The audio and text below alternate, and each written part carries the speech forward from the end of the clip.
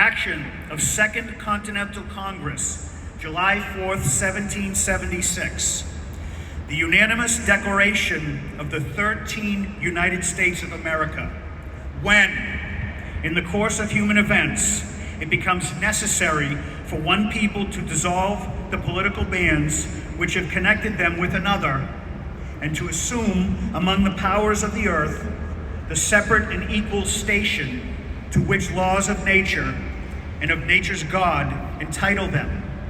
A decent respect to the opinions of mankind requires that they should declare the causes which impel them to the separation. We hold these truths to be self-evident, that all men are created equal, that they are endowed by their Creator with certain unalienable rights, that among these are life, liberty, and the pursuit of happiness.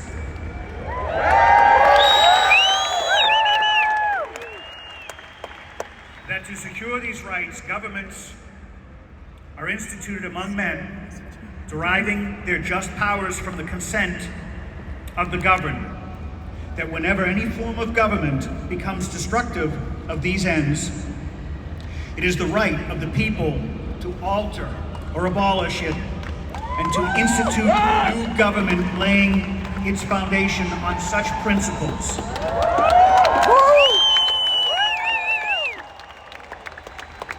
And organizing its powers in such form as to them shall seem most likely to affect their safety and happiness. Prudence indeed will dictate that governments long established should not be changed for light and transient causes. Accordingly, all experience hath shewn that mankind are more disposed to suffer, while evils are sufferable, than to right themselves by abolishing the forms to which they are accustomed. But when a long train of abuses and usurpations, pursuing invariably the same object, evidences a design to reduce them under absolute despotism, it is their right, it is their duty to throw off such government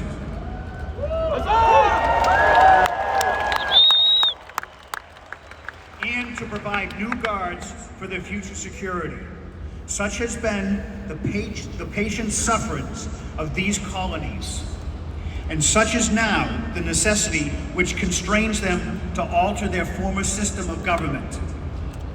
The history of the present King of Great Britain is a history of repeated injury and usurpation, all having in object the establishment of an absolute tyranny over these states. To prove this, let facts be submitted to a candid world.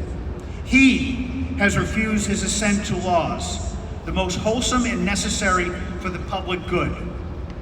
He has forbidden his governors to pass laws of immediate and pressing importance unless suspended in their operation till his assent should be obtained. And when so suspended, he is utterly neglected to attend to them. He has refused to pass other laws for the accommodation of large districts of people, unless those people would relinquish the right of representation in the legislature, a right intestable to them and formidable to tyrants only. He has called together legislative bodies at places unusual, uncomfortable, and distant from the depository of their public records, for the sole purpose of fatiguing them into compliance with his measures.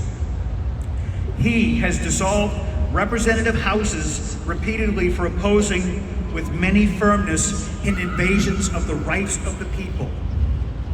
He has refused for a long time, after such disillusions, to cause others to be elected, whereby the legislative powers, incapable of annihilation, have returned to the people at large for their exercise.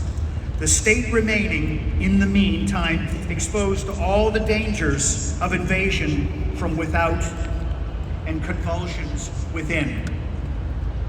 He has endeavored to prevent the population of these states for that purpose, obstructing the laws for naturalization of foreigners, refusing to pass others to encourage their migrations hither, and raising the condition of a new appropriation of lands.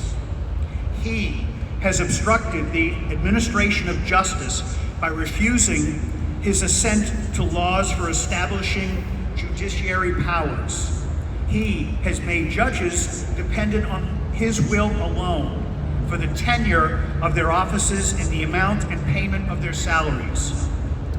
He has elected a multitude of new offices and sent hither swarms of officers to harass our people and eat out their substance. He has kept among us in times of peace standing armies without the consent of our legislatures. He has effected to render the military independent of and superior to the civil power.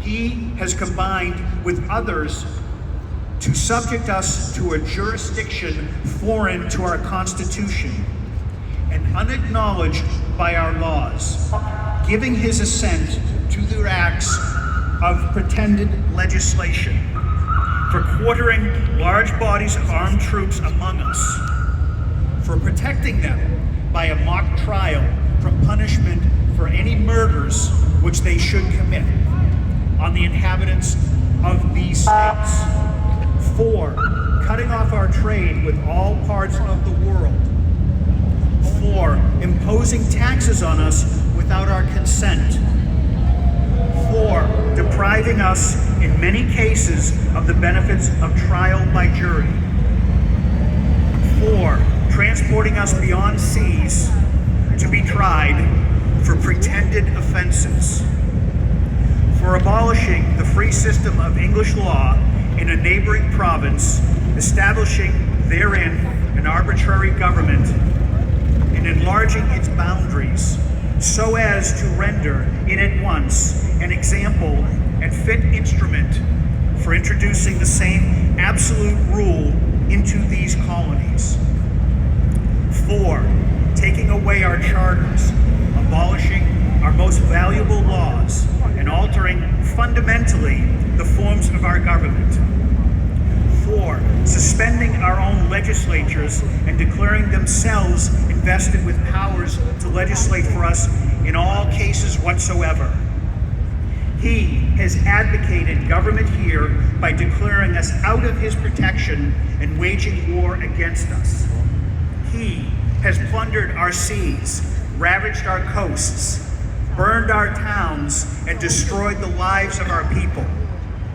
He is, at this time, transporting large armies of foreign mercenaries to complete the works of death, desolation, and tyranny already begun with circumstances of cruelty and perfidy, scarcely paralleled in the most barbarous ages and totally unworthy of the head of a civilized nation.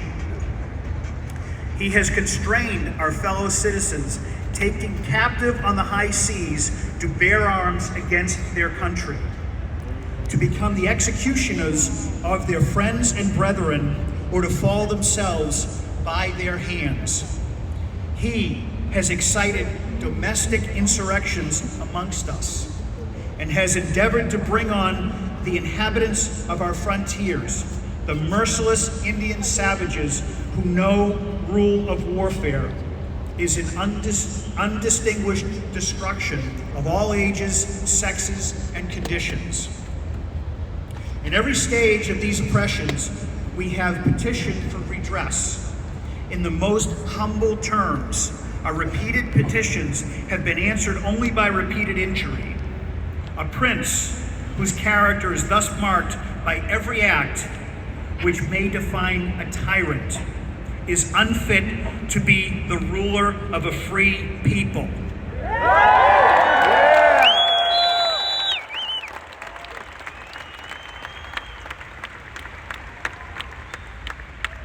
Nor have we been wanting in attentions to our British brethren. We have warned them from time to time of attempts by their legislature to extend an unwarrantable jurisdiction over us. We have reminded them of the circumstances of our emigration and settlement here. We have appealed to their native justice and magnanimity. I knew I'd get that word wrong. And we have conjured them by the ties of our common kindred to disavow these usurpations, which would inevitably interrupt our connections and correspondence. They too have been deaf to the voices of justice and of consanguinity. We must therefore acquiesce in the necessity which denounces our separation and hold them as we hold the rest of mankind, enemies in war and peace friends.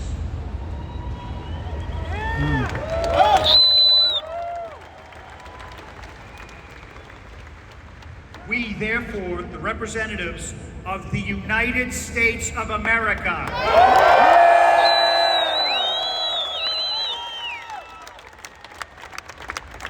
in General Congress assembled, appealing to the Supreme Judge of the world for the rectitude of our intentions, do, in the name and by authority of the good people of these colonies, solemnly publish and declare that these united colonies are, and of right, ought to be free and independent states.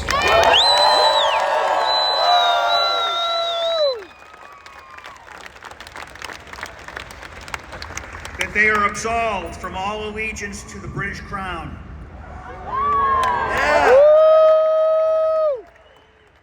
And that all political connections between them and the states of Great Britain is and ought to be totally dissolved, and that as free and independent states, they have full power to levy war, conclude peace, contract alliances, establish commerce, and to do all other acts and things which independent states may of right do.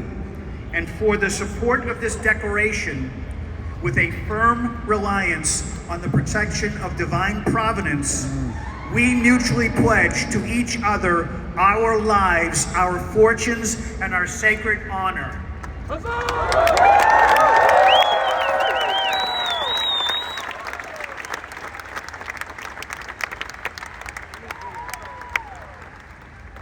On behalf of the Ancient and Honorable Artillery Company, welcome to Boston, and we hope you have a very happy 4th of July.